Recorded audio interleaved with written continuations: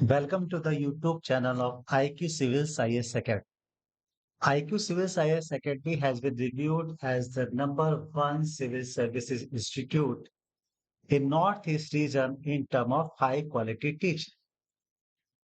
I am Vikram Singh. I am mentor at IQ Civil IS Academy. And today in this video, we will discuss about the consequences and nature of the revolt of 1857. It is a part two of the topic, the revolt of 1857, the first part having the causes and the spread of this revolt. So you can check out the playlist of history for the part one of this video. Before moving to our topic, let's have a look of the IQ Civil Science Academy and the government project which have been completed by the IQ Civil Science Academy, including the project of Assam Administrative Staff College. These are some Google reviews of IQ Civil IS Academy, which is 5 star, and the overall rating is 4.9 star, which is very good rating. It is the panel of the faculties of IQ Civil IS Academy. IQ Civil IS Academy have the eminent faculty from all over India, including the mentors having bureaucrat and the TEDx speakers. These are the numbers of various persons. You can contact them for any query regarding the IQ Civil IS Academy. So here we start our video, part 2 of the revolt of 1857. And the first we will do the consequences, and the breakthrough consequences is the transfer of power. Transfer of power, as we all know, before the revolt of 1857, East India Company was ruling in India. But after the 1857, British Parliament passed an act, and the title of the act was Act of Good Governance in India, 1858. And by this act, the ruling power was transferred from East India Company to British Crown. So many administrative change took place by this act, like it abolished Board of Control,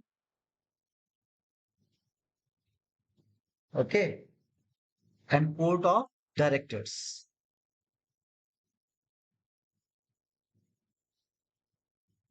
ठीक है? जो बनाए गए थे east India company का affair देखने के लिए इंडिया, ठीक है, but both the agencies were abolished through the Act of Good Governance in India 1858, and a new post was created. The post was Secretary of State for India. Okay, और इसके साथ attach कर दी गई इसकी 15 members council.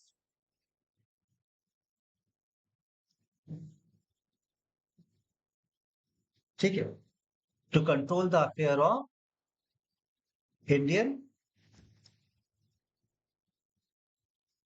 Okay, so अभी क्या हुआ, direct जो है बिट जो बिट इंडियंस है वो हो गए ब्रिटेन क्राउन के सब्जेक्ट. ठीक है, और this was again ratified by the Queen's proclamation.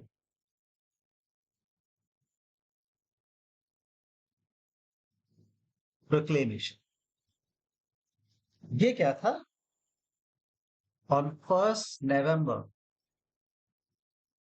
1858 को लॉर्ड कैनिंग ने इलाहाबाद में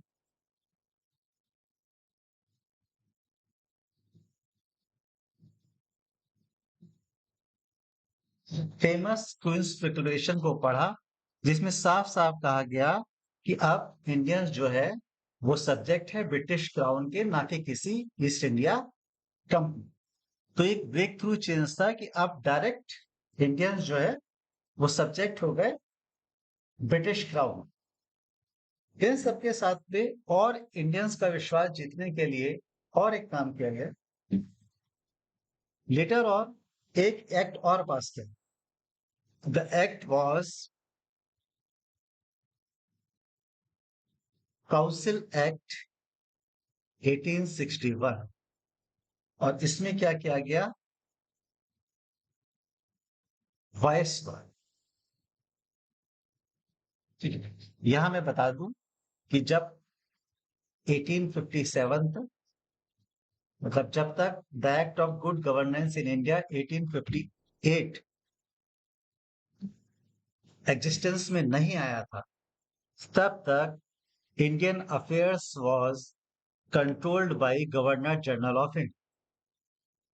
बट थ्रू द 1858 एक्ट एक पोस्ट बनाई गई वॉइस रॉय की, और voice Roy was the representative of British crown in India. मतलब वो डायरेक्ट सारी पावर उसमें वेस्टेड नहीं थी, बल्कि वो ब्रिटिश क्राउन के रिप्रेजेंटेटिव के रूप में इंडिया में काम कर रहा।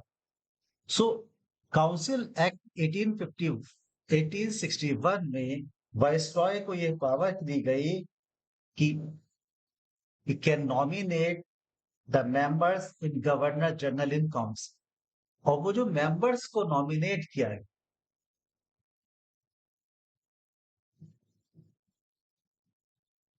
वो जनरली इंडियन होते थे। तो काउंसिल्स का भारतीयकरण किया गया, इंडियनाइजेशन किया गया, इंडियंस को लाया गया ताकि इंडियंस का विश्वास जीता जा सके। इसके साथ एक एक्ट और पास किया गया। द एक्ट वॉज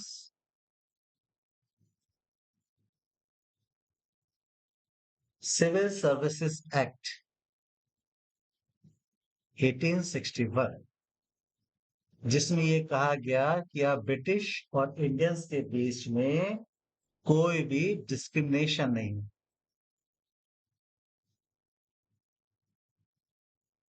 बट ये ऑन पेपर, ठीक है, डिस्क्रिमिनेशन होता था। जैसे सिविल सर्विसेज की जो एग्जाम है वो लंदन में ही होती थी। तो लेकिन एक शुरुआत की गई इंडियंस का भरोसा जीतने के लिए आफ्टर द रिवोल्ट ऑफ 1857। इसके साथ में एक बहुत बड़ा डिबेट है कि इसमें मिलिट्री जो थी, सिपाही जो थे, इंडियन सिपाही, उन्होंने ये जो है म्यूटिनी की। ठीक है, बहुत सारे ब्रिटिश हिस्टोरियन, अभी हम आगे बात करेंगे, टर्म इट एज ए सिपाही म्यूटिनी।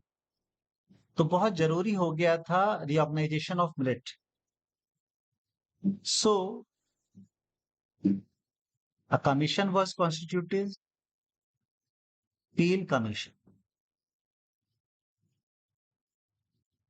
ठीक है, and on the recommendation of this commission various measures were taken, like reduce the number of Indian soldiers। ठीक है, कम किया गया। Bengal, which was the epicenter of this revolt initial, Bengal, वहां पर जी जो रेशियो है ना, इसको 2.1 रखा है, मीन्स 2 इंडिया एंड 1 जो है यूरोप। सो एक क्वेश्चन स्ट्राइक करेगा आप लोग के माइंड में कि अभी भी इंडियन ज्यादा है, लेकिन ये पहले बहुत ज्यादा होता। तो इसको इस लेवल तक रिड्यूस किया गया कि कंट्रोल हो सके। In Bengal it was 2.1 and other presidencies it was 5/2, 5 Indian versus 2 Europeans. Okay, powerful departments in military like artillery was given in the sole control of European soldiers. ठीक, तो मेन पावर जो है that was concentrated in the European soldiers. Then एक martial races का concept लाया गया और उसमें जो पार्टिसिपेंट थे means the persons from Awadh, Bihar was denied to recruit in army and preference were given to the persons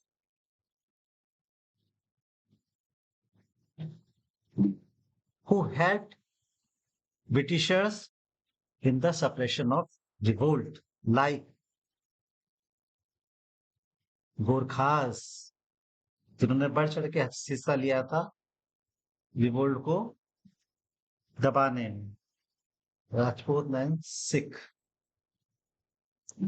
okay, इसके साथ में एक और काम किया, ठीक है, policy of divide and rule.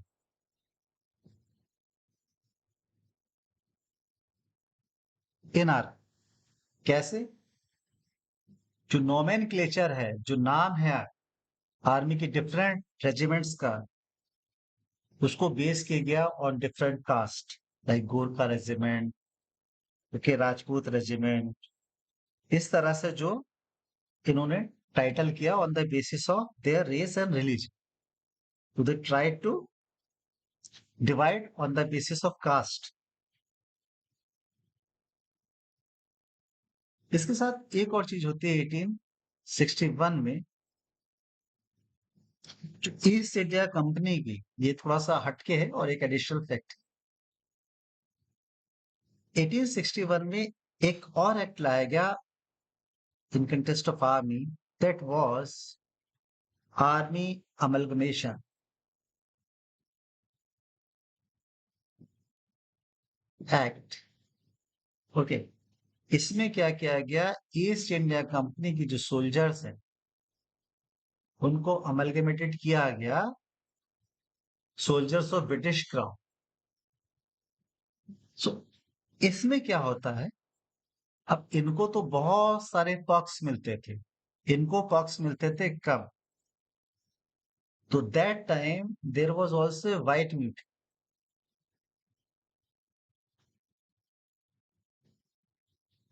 हमको व्हाइट म्यूटिनी दो बार वैसे सुनने को मिलती है, मैं भी आपको बताऊंगा। ये होती है 1861 में during Lord Canning, who was the last Governor General of India and the first Viceroy as per the Act of Good Governance in India 1850। इसके साथ ना एक और म्यूटनी मैं आपको बताता हूँ, इसके कंटेस्ट में नहीं है, बट एक म्यूटनी होती है ड्यूरिंग क्लाइव,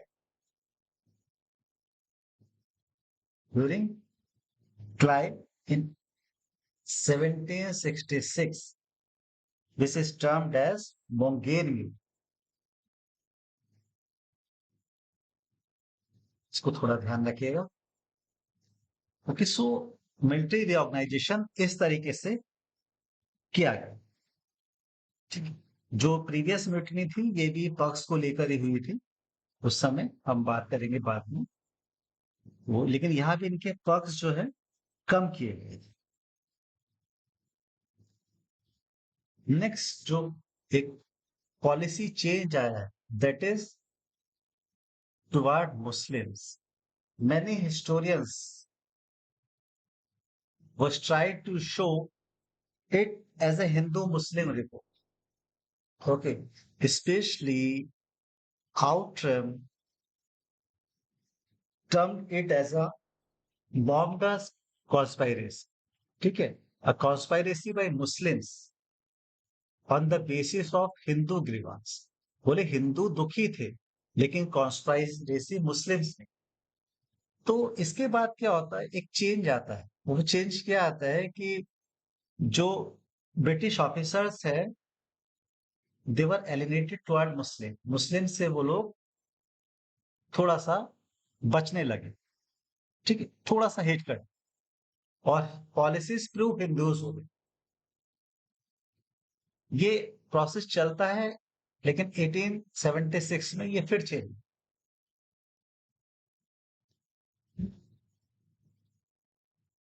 नेक्स्ट, एक क्लास ऐसी थी जिसने इस वजह से अंग्रेजों का साथ दिया, because of the interference of socio religious matters. क्योंकि बहुत सारे जैसे ban on Sati system, ban of child marriages, ठीक है, प्रमोशन ऑफ विडो मैरिज, तो ये सब की वजह से जो conservative section of the society था वो बहुत नाराज था। और उसने अगर हेल्प नहीं की आ, तो उसको हेल्प करनी चाहिए थी, लेकिन उन्होंने हेल्प नहीं की। हालांकि कुछ मैटर्स में उन्होंने सिपाही की भी हेल्प नहीं, ठीक है, which was the main part of the revolt. लेकिन अंग्रेजों को जिस जो उम्मीद थी कि जो न्यू सेक्शन है हमारे हेल्प करेगा, वो नहीं की, just due to the interference in the socio religious matter. अब से अंग्रेजों ने सोशियो रिलीजियस मैटर में इंटरवीन करना छोड़ दिया, ताकि जो conservative section of the society है उसको भी अपनी तरफ लाया जा सके। ठीक है, जो एक व्हाइट मैन्स बर्डन थ्योरी थी ना, जो ये कहते थे कि ये अनसिविलाइज है, हम तो इनको सिविलाइज बना रहे हैं, इनके अजीब टाइप के रिचुअल्स है, वो सारी पॉलिसी जो है वो अब छोड़ दी। बोले इंडियंस के सोशल रिलीजियस मैटर्स में आप दखल नहीं दिया जाए। ठीक है,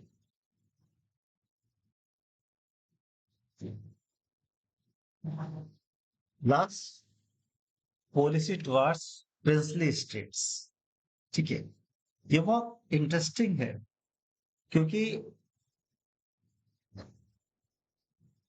कुछ स्टेट्स ऐसी थी जिन्होंने हेल्प डायरेक्टली और indirectly Britishers,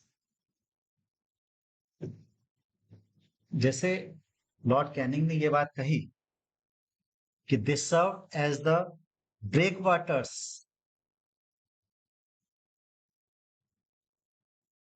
in storm, break waters in storm. और उन्होंने ये भी कहा कि अगर सिंधिया इस रिवोल्ट में शामिल हो जाता तो मुझे अगले दिन अपने बैग पैक करने पड़ जाते। सो अब जो कुछ पॉलिसीज थी ना, लाइक डॉक्ट्रिन ऑफ लैप्स, जो हमने बात की फर्स्ट वीडियो में अपने, subsidy alliance, doctrine of lapse, ये सबको हटाया गया और प्रिंसली स्टेट्स को अपना फ्रेंड माना। ठीक है, and this policy continued till 1947, till the independence of India. तो ये जो सारी चीजें हैं ये की गई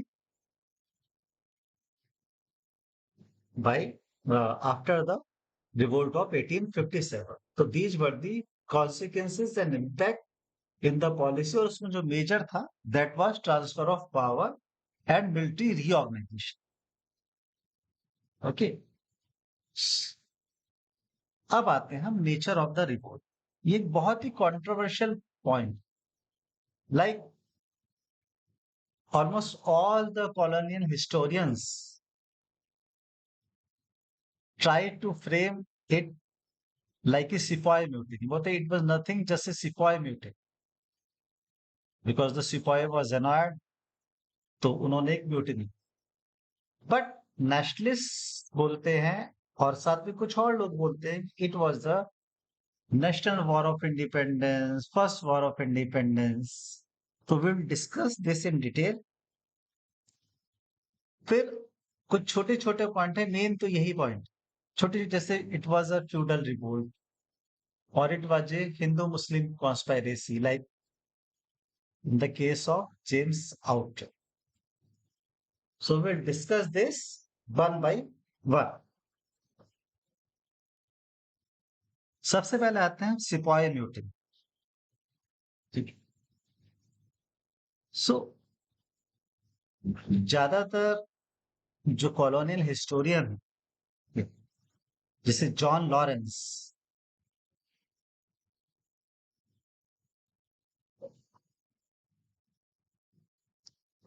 ठीक है, John शेले।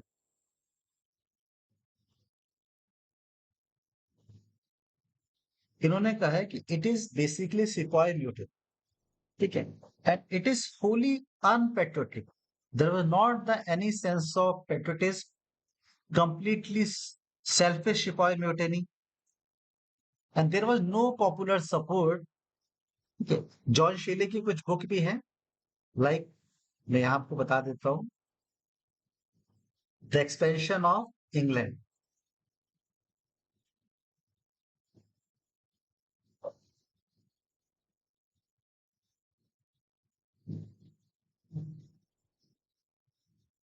And the growth of British policy, ये इनकी बुक्स है।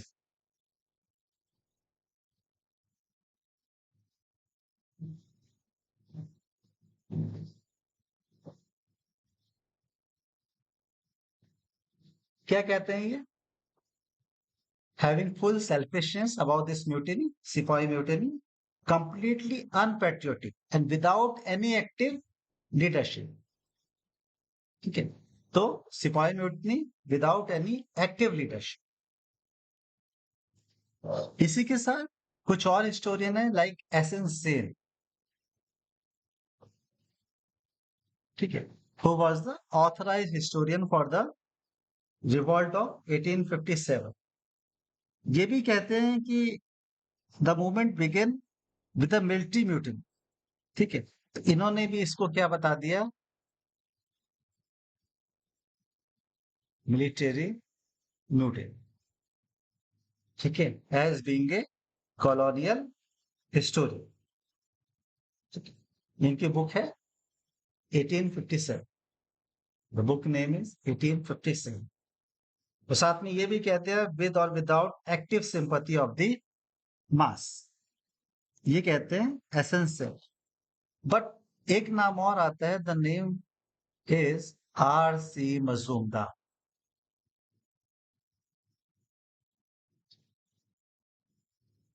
ये कहते हैं वे, जिसे आप कह रहे हो it was the first war of independence, ठीक है, इनके बुक का नाम मैं बता देता हूँ, sepoy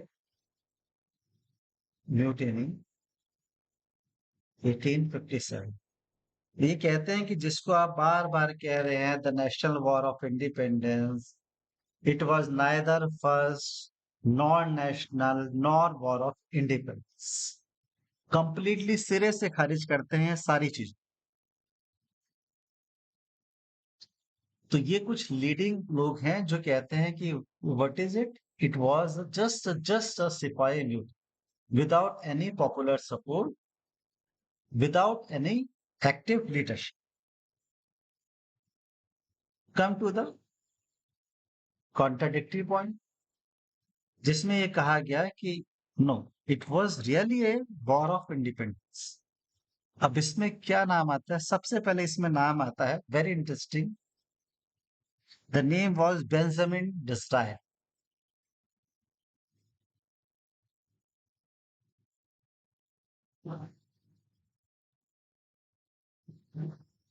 who was the leader of opposition in 1857 in British Parliament।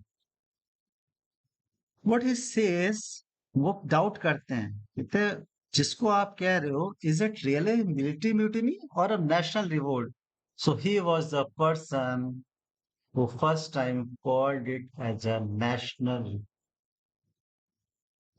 At the same time, Karl Marx, ठीक है, he wrote article in New York Daily Tribune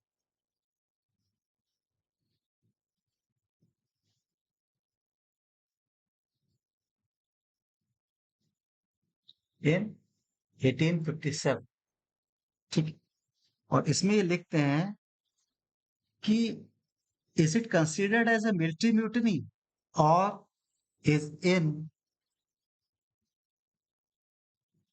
truth a national revolt? So both the person says it as a national revolt. Later on, V.D. Savarkar.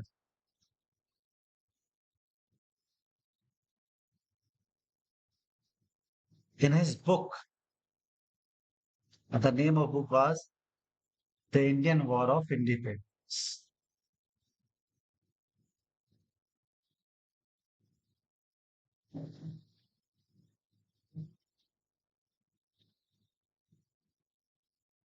Wrote or termed it as a planned war of national independence.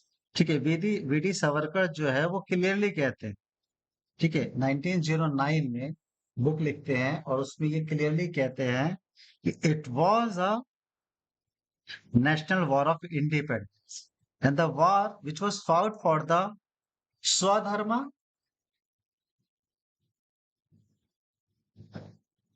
and Swaraj. So, V D Savarkar very important. इसी तरह की बात करते हैं SB Chaudhary.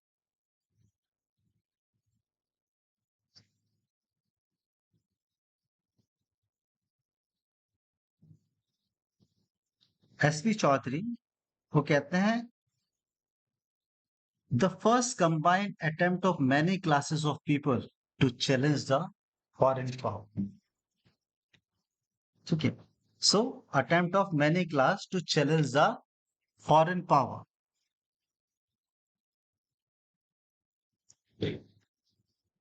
तो ये जो कुछ लोग हैं ये कहते हैं कि या it was the national war of independence.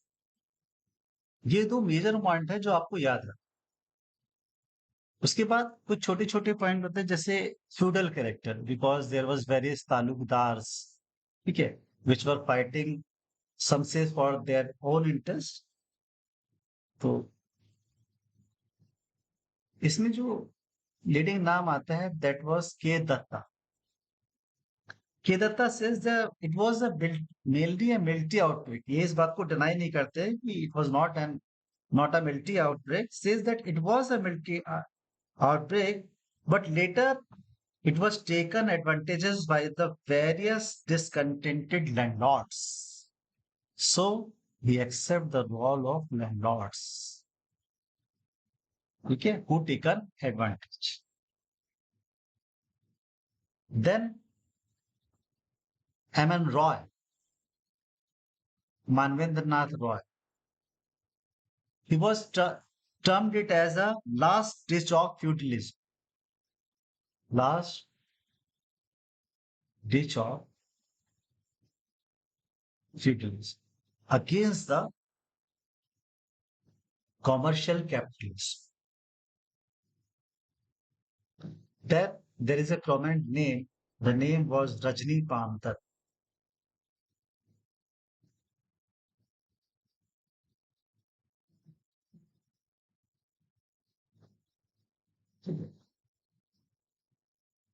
He was in the Communist Party of Great Britain. और ये भी इस बात को कहते हैं कि it was the revolt of the peasantry against the foreign domination for the defense of a feudal order.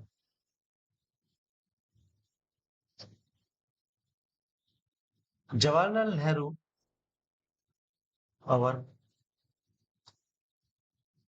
ex-prime minister, who was our first prime minister, also said that essentially it was a feudal uprising, but also accept that there was some national element in it. और ये जो coat इन्होंने किया है, इन्होंने किया in his book discovery of. सो ये जो है ये फ्यूडल कैरेक्टर की बात हो रही है. Now we move to our next sub topic. ठीक है, ये जो पॉइंट है it was also given for the British officers और Hindu Muslim conspiracy as we have already discuss said by James Outer and W. Taylor.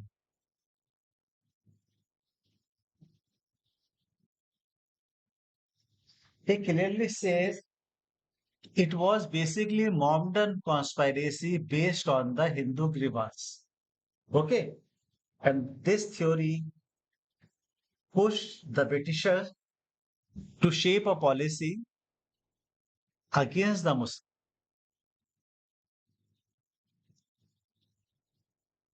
इसके साथ में एक और थ्योरी आती है that it was the war against Christianity.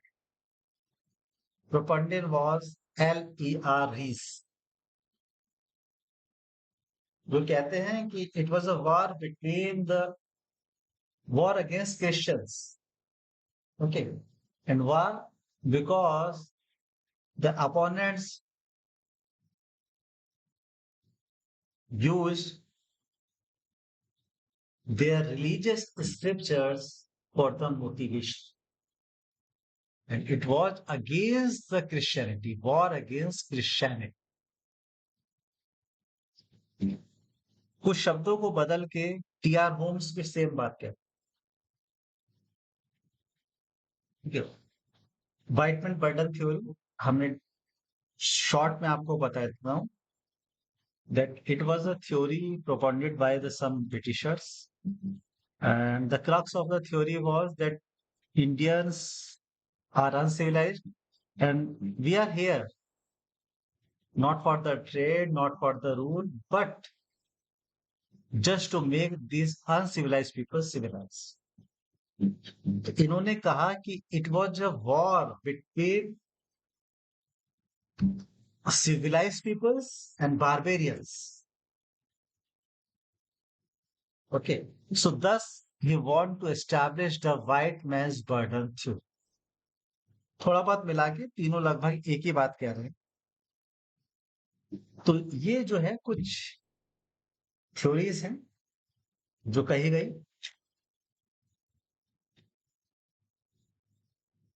इस वीडियो में इतना ही.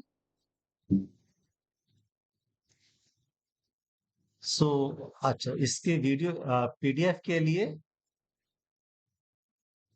you can connect with the Telegram channel of IQ Civils IS Academy, that is telegram.me/IQ Civils IS _ EPSC _ UPS, and that has been pinned in the comment section. And if you have any query regarding this lecture, or you can comment and we will try to answer as soon as possible. So goodbye for now. Meet you in next week. Bye for now.